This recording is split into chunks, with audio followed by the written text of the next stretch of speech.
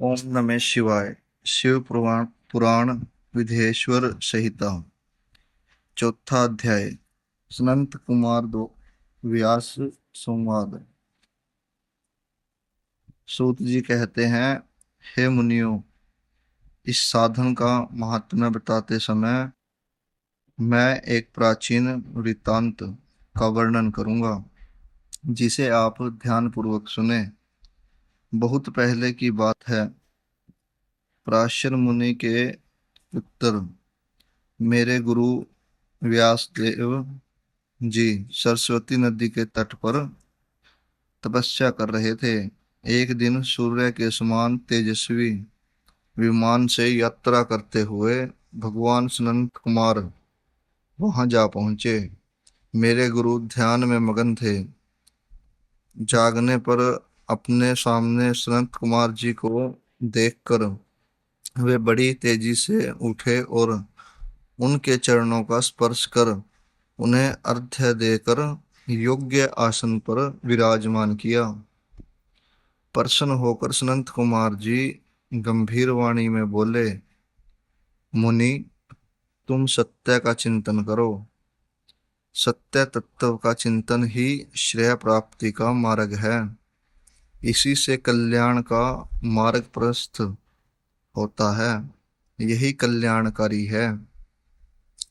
यह जब जीवन में आ जाता है तो सब सुंदर हो जाता है। सत्य का अर्थ है सदैव रहने वाला। इस काल का कोई प्रभाव नहीं पड़ता। यह सदा एक समान रहता है। सनंत कुमार जी ने महर्षि व्यास को आगे समझाते हुए कहा, महर्षि, सत्य पदार्थ भगवान शिव ही हैं। भगवान शंकर का श्रवण, कीर्तन और मनन ही उन्हें प्राप्त करने के सर्वश्रेष्ठ साधन हैं।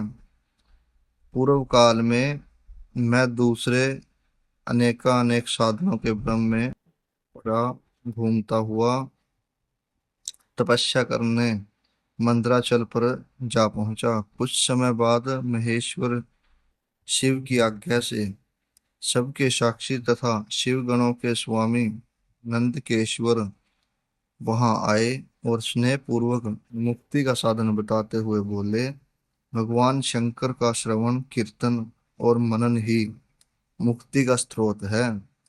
यह बात मुझे स्वयं देवादि देव भगवान शिव ने बताई है। अतः तुम इन्हीं साधनों का अनुष्ठान करो। व्यास जी से ऐसा कहकर अनुगामियों सहित संत कुमार ब्रह्म धाम को चले गए। इस प्रकार इस उत्तम वृतांत का संक्षेप में मैंने वर्णन किया है। ऋषि बोले, सूत जी, आपके श्रवण, कीर्तन और मनन को मुक्ति का उपाय बताया है, किंतु जो मनुष्य इन तीनों साधनों में असमर्थ हो, वह मनुष्य कैसे मुक्त हो सकता है? किस कर्म के द्वारा बिना यत्न के ही मोक्ष मिल सकता है? ओम नमः शिवाय।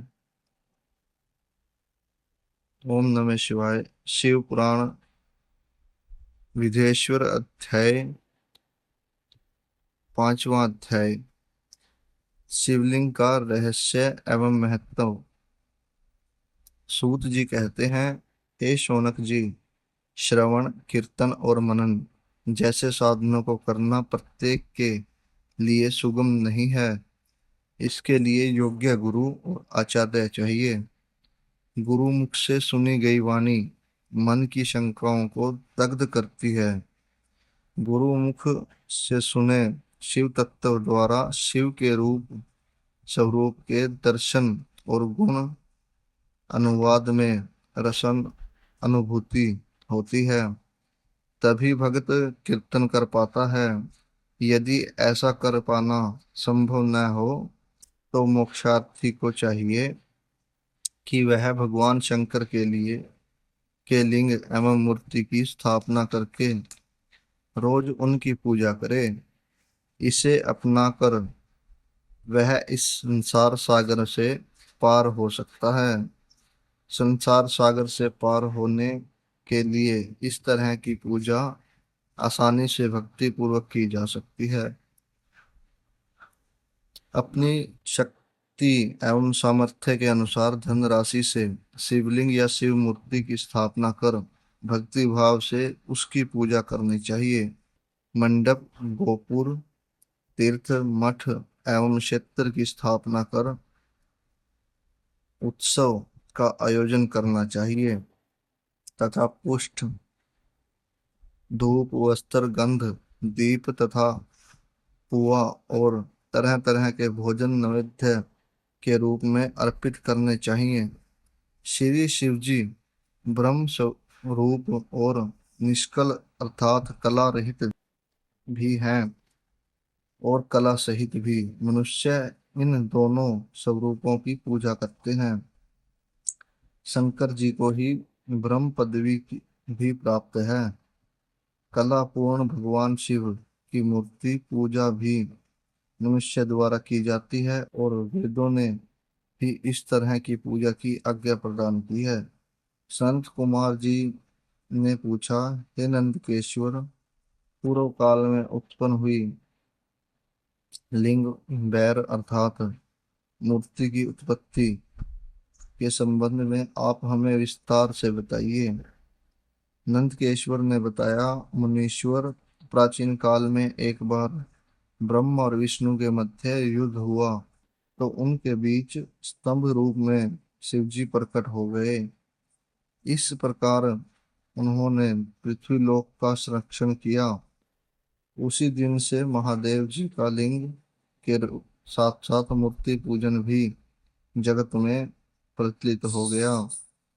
अन्य देवताओं की सकार अर्थात मूर्ति पूजा होने लगी जो कि अवशिष्ट फल प्रदान करने वाली थी, परंतु शिव जी के लिंग और मूर्ति दोनों रूप की ही पूजा पूजनीय है। ओम नमः शिवाय। जय शिव। वरना अच्छी की।